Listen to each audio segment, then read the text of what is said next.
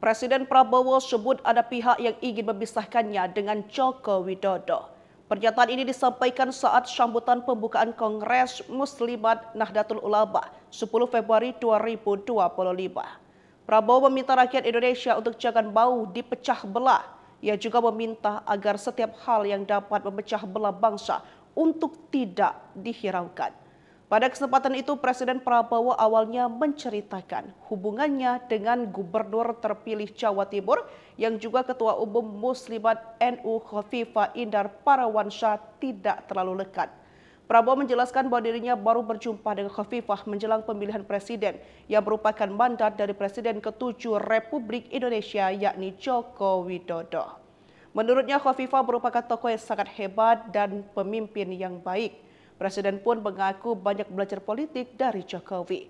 Prabowo pun menegaskan bahwa praktik pecah belah yang sedang diupayakan pihak tertentu terhadap hubungannya dengan Jokowi itu merupakan kegiatan oleh pihak yang tidak suka dengan bangsa Indonesia.